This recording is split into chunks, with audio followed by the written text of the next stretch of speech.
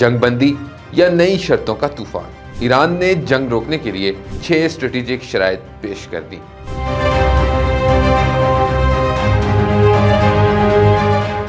ایرانی میڈیا کے مطابق ایران نے جنگ روکنے کے لیے 6 بڑی شرائط پیش کر دی ہیں، جن میں سب سے اہم جنگ دوبارہ نہ ہونے کی ضمانت ہے۔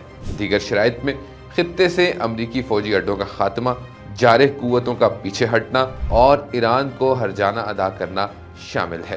اس کے علاوہ تمام علاقائی محاذوں پر جنگ کا خاتمہ، آبنائے ہرمز کے لیے نیا قانونی نظام اور ایران مخالف میڈیا کے خلاف کارروائی بھی شرائط میں شامل ہیں۔ رپورٹس کے مطابق یہ واضح نہیں کہ یہ شرائط کن ثالثوں کے ذریعے امریکہ اور اسرائیل تک پہنچائی گئی ہیں، جبکہ ایرانی حکام کا کہنا ہے کہ ان مطالبات کو سنجیدگی سے لیا جانا چاہیے۔